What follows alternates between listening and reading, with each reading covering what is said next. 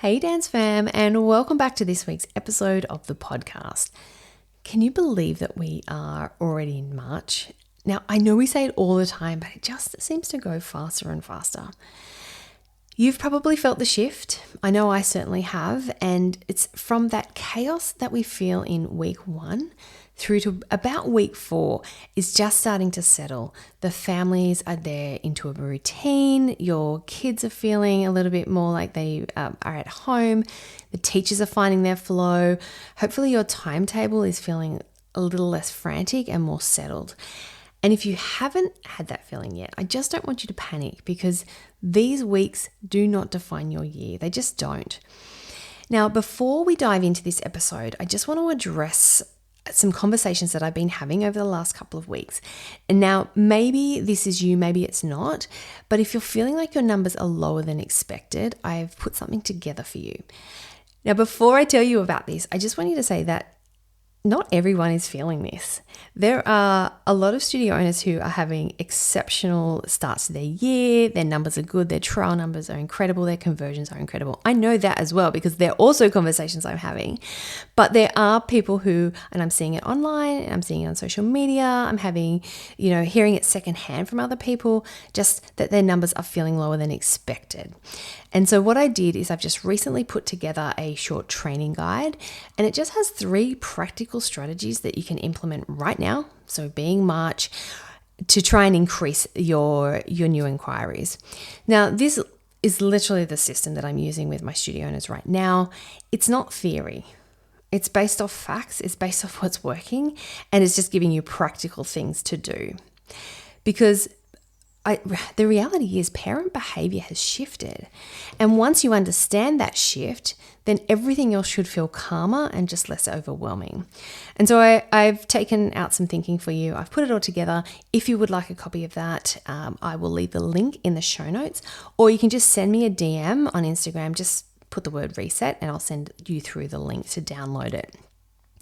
All right. Now, you might have also noticed that it's invitation month for the mastermind, and I've been just starting the process of reaching out to those who are on the wait list. They have been patiently there, and I'm so excited to start conversations with these studio owners. If you're on the wait list and I haven't reached out yet, just be patient. I'm getting through them. I'm doing it in order of people who have put their name down, but I'm just really excited to let everyone know that we are opening a few more spots inside the mastermind this month. There truly is a magic that happens in this room. I just love these conversations.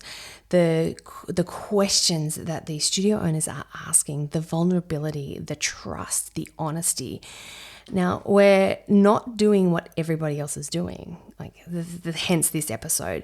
And today I'm going to tell you why, because the theme of this episode is really about discernment.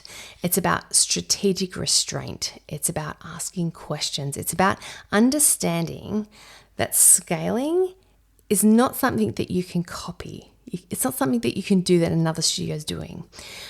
We don't move because it's loud. We move because it's aligned. And that is a completely different way of operating. So I'm going to start here and tell you some of the things of what we're not doing that everyone else is. So the first thing is we're not reacting to the noise. Now, March is interesting, right? So January is full of the hype, of the build-up, of everything starting again. February is sometimes we sit in shock and awe, but it really is just about adjustment. If we can take a deep breath and just start moving things around and adjusting. So then once we get to March, it really should be bringing some clarity. And what I see most studio owners doing in February is that reacting. They will see their numbers dip slightly, so they're going to run a promo, or they might see someone else, another studio is doing something, and they're like, oh, I need to do that as well. And so they're copying that.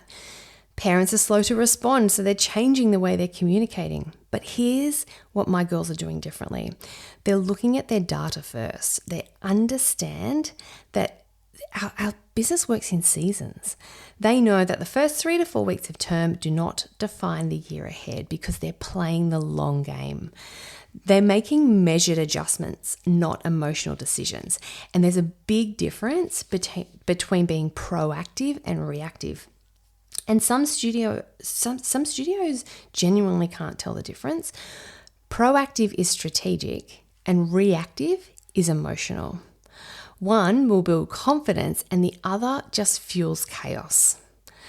Okay, the second thing is we're not copying what looks successful. Okay, this is another big one because social media makes it very easy for you to feel behind. You see someone post, we've just enrolled 100 new students in the last 2 weeks, and suddenly you're questioning your entire business model. But what you don't see is their demographic, their pricing, their expenses, their churn rate, their profit margin, their sustainability. This is why I say scaling is not copying. Scaling is about refining what you do. And that's different to everybody else. Remember the difference between growing and scaling. Growing is adding more, where scaling is identifying what's already working, and then you amplify that. And it needs to come without the sacrifice of you giving any more of your soul, because you probably don't have much more to give. Now, my girls, they're not asking, what's everybody else doing? They ask, what works for our families? What does our community value? What small tweaks would strengthen our positioning? Standing out isn't loud. I don't know if you saw my Instagram post the other day, but standing out isn't loud. It truly is strategic. And strategy is usually subtle because it's in the nuance, it's in the messaging, it's in the systems, it's in the retention. And Look, the reality is this is not sexy content, but it is super powerful. If your goal is to be successful, then we have to sometimes do the not sexy stuff. All right, moving on to number 3. We are not making decisions based on fear. Now, it is happening. It is going to happen. It is just part of life, part of running a business. There will be times when the numbers start to wobble, and at that point, fear can creep in.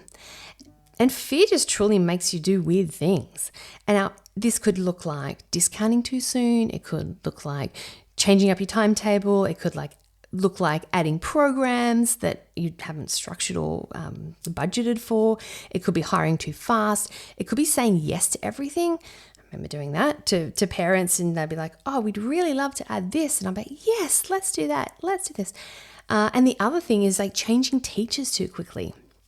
I remember doing this. For quite a few years. It's like I'd panic at those first couple of weeks, and then class dynamics weren't seeming to be flowing, so I'd quickly change the teachers out. But maturity in business really looks like restraint, and I did learn that lesson over the years. So it looks like asking these questions: is this aligned? Is this sustainable? And does this strengthen the foundation? Or am I just feeling uncomfortable? Now, if you look at discomfort, it's actually growth in disguise. And this is where discernment needs to step in. Okay, number 4 is we're not avoiding the numbers.